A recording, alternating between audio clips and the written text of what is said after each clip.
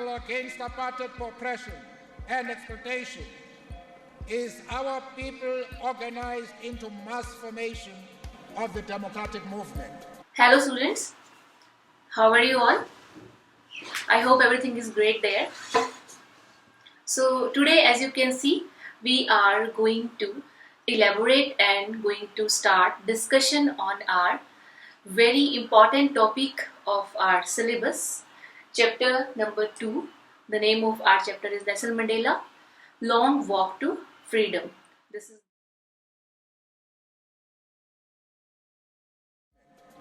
Nelson Mandela was an anti-apartheid activist and the first black president of South Africa. He was born Rolihlahla Mandela on July 18, 1918, in the rural village of Mvezo. A descendant of the Tembu royal family, Mandela's father served as a local chief and counselor to the king. His devout Christian mother enrolled him in a Methodist school, where he was given the English name Nelson. After his father's death, the 12-year-old Mandela was brought to the center of the Tembu monarchy to be raised by the king's regent. Living among the royal family exposed Mandela to powerful examples of black leadership that remained a source of influence throughout his life. Mandela attended the University College of Fort Hare and studied law at the University of Witwatersrand in Johannesburg. The school's only black student and a frequent target of racism, Mandela soon began to immerse himself in the world of radical politics. In 1944, he joined the African National Congress, an anti-colonialist political party that fought to enfranchise and empower the black population living under an oppressive white authority. Mandela helped to found the ANC's Youth League and quickly rose in its ranks alongside fellow activists Oliver Tambo and Walter Sisulu. With the National Party's rise to power in 1948, South Africa's racial inequality was officially codified under the system of apartheid. The government passed legislation that institutionalized discrimination and enforced the supremacy of the minority white population. Mandela and the ANC fought back, launching the Defiance Campaigns of 1952, a series of nonviolent direct actions uniting black, Indian, and communist coalitions through coordinated civil disobedience. The National Party swiftly cracked down on their efforts, jailing Mandela and banning him from the ANC. Before long, the campaign had died out. In 1956, Mandela and 155 colleagues were tried for treason. While they were ultimately acquitted, Mandela became convinced that apartheid would not fall without armed resistance. In 1961, he formed the MK, a militant branch of the ANC that committed targeted acts of sabotage against the government and its military. The MK's guerrilla tactics were effective, but in August 1962, Mandela was captured. Charged with conspiracy, he received a life sentence. Incarcerated at Robben Island, Mandela remained a symbol of black South African resistance. During his years behind bars, he continued his fight on a smaller scale, organizing against the prison's inhumane conditions through demonstrations and teach-ins. Calls for Mandela's freedom gradually built up global support, and South Africa's government buckled under growing pressure. Finally, in 1990, after 27 years, Mandela was released from prison.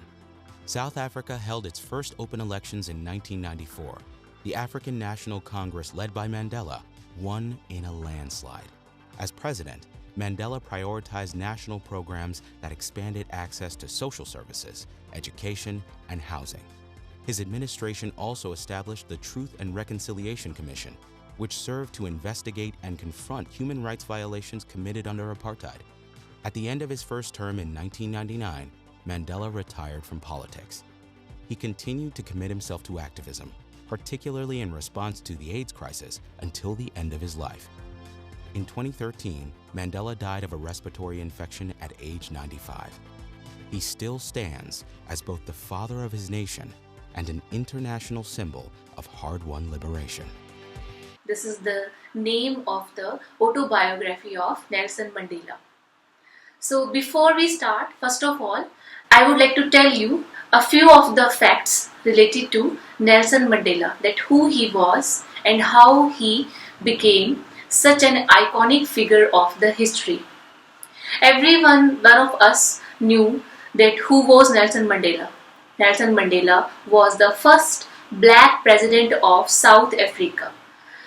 But what exactly happened that a black person, a black people, those who were segregated from all the laws and all the facilities in the South Africa, and suddenly the black person who were deprived of all the facilities, and one of them became their first black president. Nelson Mandela was born on 18th July 1918, and he belonged to a rich family.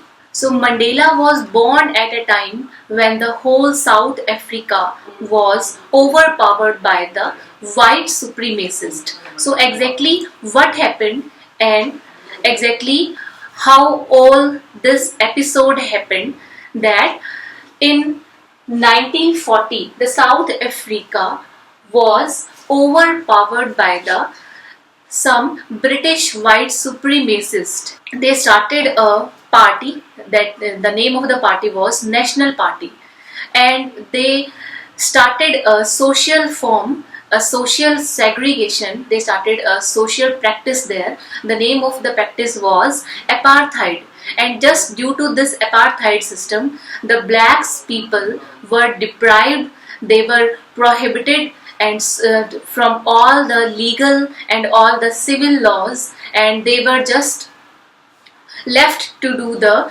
menial jobs or the inferior jobs there, and their condition was very very bad there, and they were treated like slaves there. Mandela belonged to a very rich family, so he was able to go to the law school there, and he became a lawyer. And then when he observed the condition prevailed there in the South Africa, so he joined finally ANC, African National Congress Party. After joining the party, he dedicated his whole life to the country and to the people. Then next, in 1962, he was put in jail for 27 years. Why? He was convicted to overpower the government there. So they put him in the jail for 27 years, and they really isolated him on an island. And then what happened next?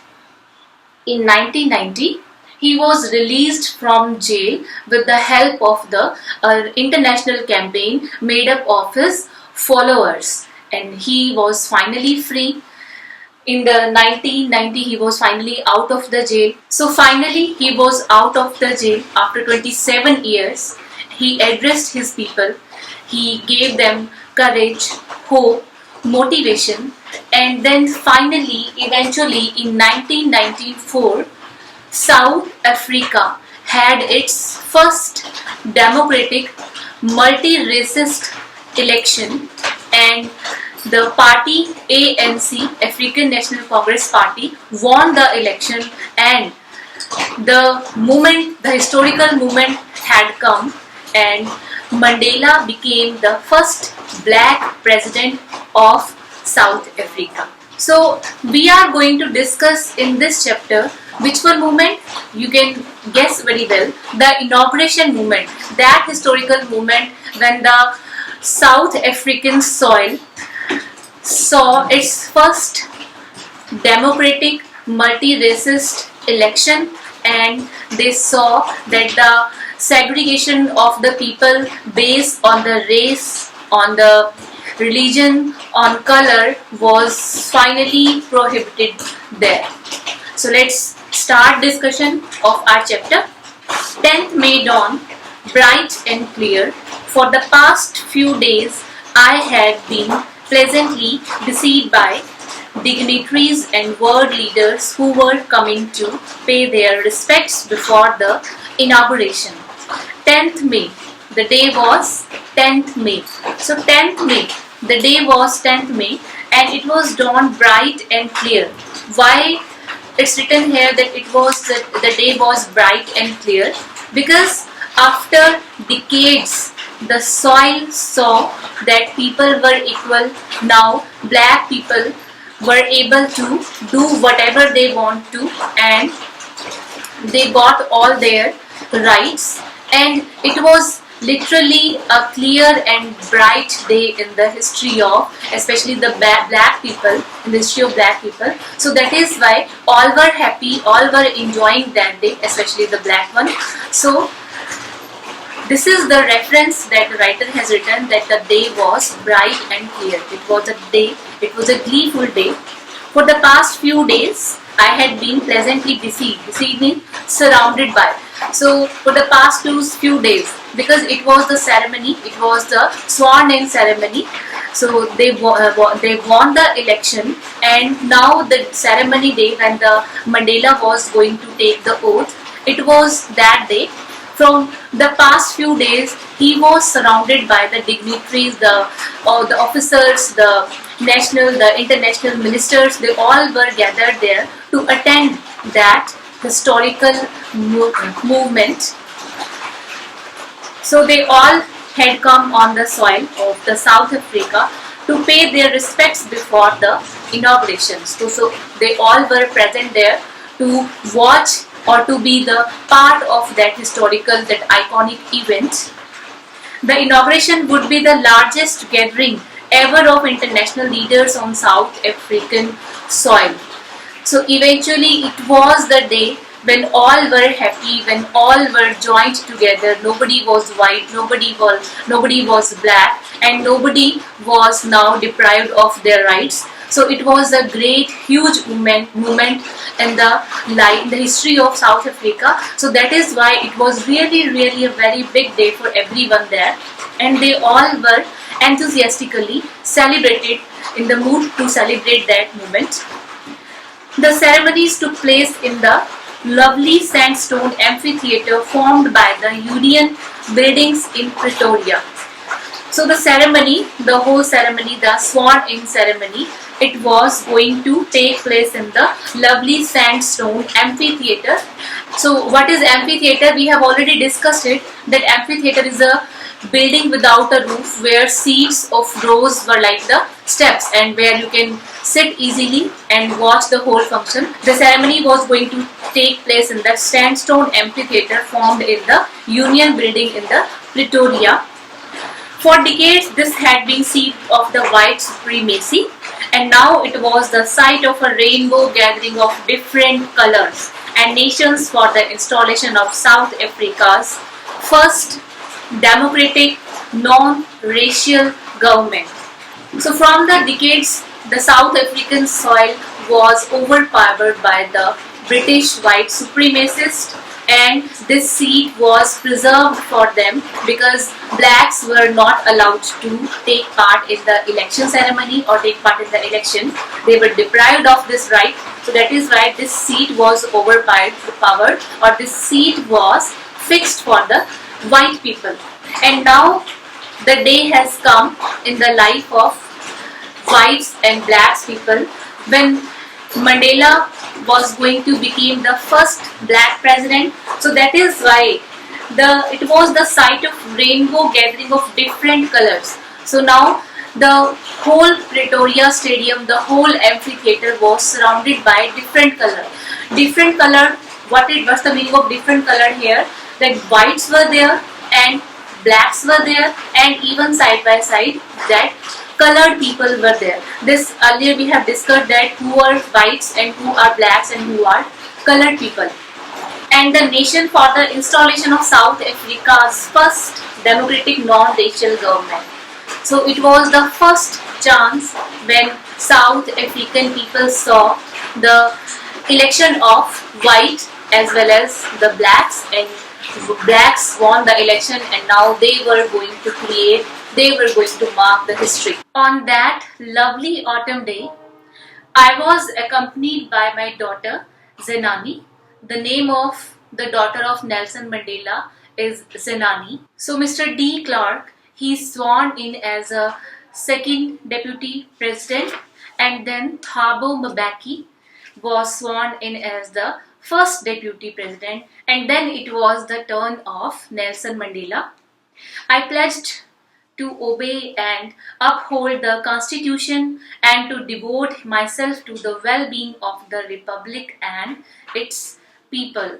So Nelson Mandela sworn in as a first black president of South Africa. He took his pledge and he obeyed and uphold the constitution, and he devoted his life. He had already devoted his whole life to serve his nation. And at the time of ceremony, at the time of inauguration ceremony, when he was going to take the pledge, and when he was going to take the oath, and then also he took oath to serve or to donate or to just give up his whole life for the sake of his country, for the people of his country.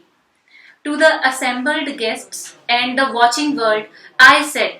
So now here we are going to read the text as it is from the speech of Nelson Mandela. He said, "Today all of us do, by our presence here, confer glory and hope to newborn liberty."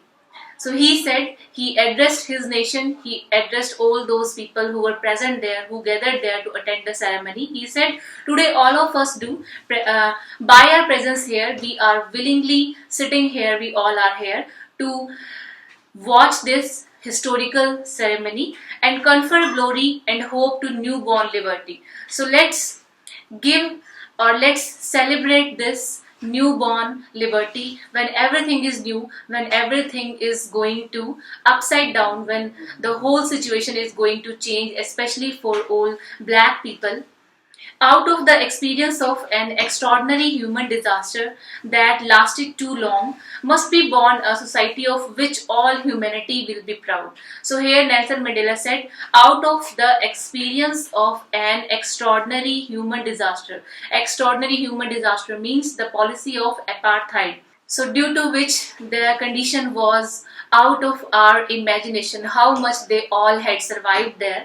So this extraordinary human disaster, this policy of apartheid that lasted too long, that lasted for decades, and that sabotaged the condition of the people there, must be born a society of which all humanity will be proud. And just due to this policy, finally a new society came out, a new society, a new kind of people emerged from the soil of South Africa. They fought for their rights, and finally the day we are here, the day has come in our life that we are just now got the liberty.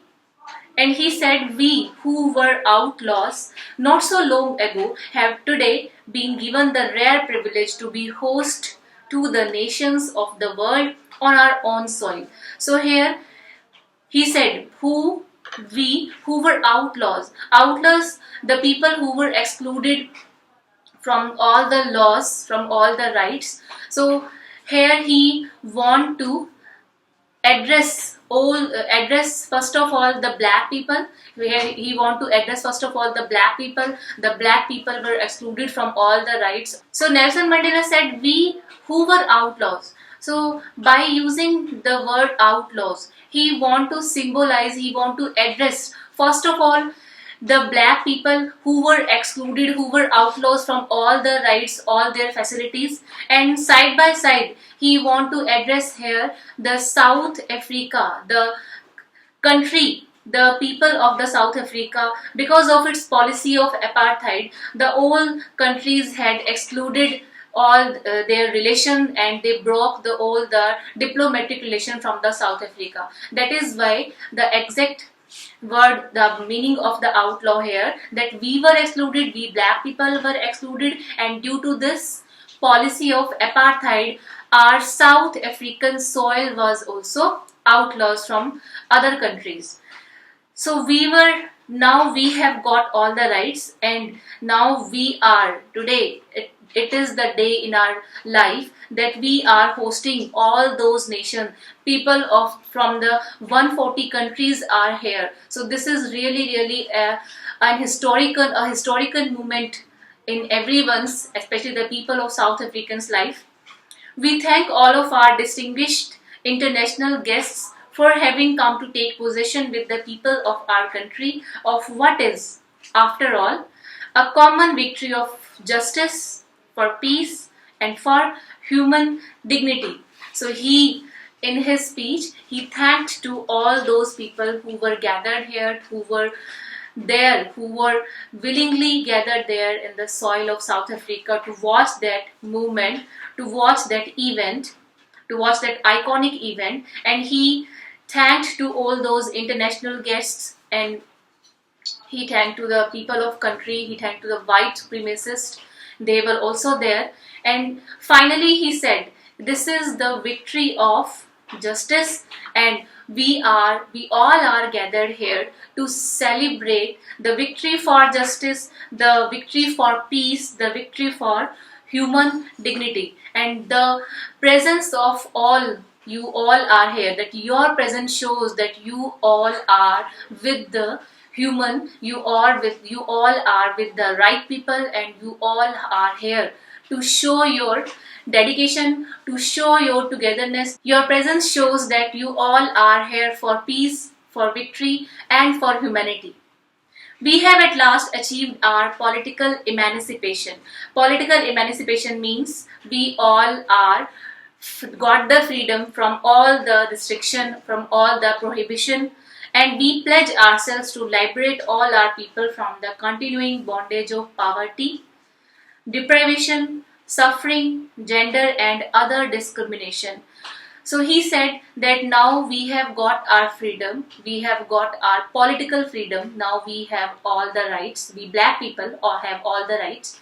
It's not so easy to just remove all the segregation, just to remove all those bondage, just to remove all the obstacles in a day. It is going to surely take time to just control the situation. So that is why he added that now today we are going to pledge, and I am going to take the pledge that I am here to liberate my people from all those sufferings, from all those deprivation, from the gender bias and other discrimination. Now my people are not going to face all of these. Never, never and never again shall it be that this beautiful land will again experience the oppression of one by another. Further, he added in this speech that never and never and never again my people are going to face the oppression of one on another. The white supremacists oppressed the black people of South Africa. Now, in future, I would really take a keen observation on this fact that now further in future nobody is going to oppress any other people, and the sun shall never set on so glorious of human achievement. So Nelson Mandela dedicated his whole life, and he served his whole life for the country, for the nation. That is why he said, finally, after the struggle of the decades, he got his freedom, his people got his freedom. That is why he added that the sun shall never set on so glorious a human achievement. Let freedom reign. God bless Africa. So he said, let freedom reign. So it's a kind of statement that is usually used by the people of US. So what exactly he want to say by using this line? That the ideas, it's a kind of statement, and the meaning of statement is the ideas of life, the liberty, the pursuit of happiness now should allow to spread all over the world, and let the freedom reign all over the world, and not a corner shall remain in the whole earth where the people are deprived of their rights, where the people are facing any kind of struggle or poverty or any kind of problem or sufferings of life. Let the freedom reign all over the world. So students, this is the end of our session, and we have an oral comprehension check here, and we have 5 question answers. What you all have to do, write the answers of these question answers in the copy, and in our next session I'll tell you the answers you can match, and afterward you can note down in your notebook, the fair notebook. So please take care of yourself and learn your question answers of chapters also, as our PT1 is about to come. So please take care of yourself and do revision of your chapters.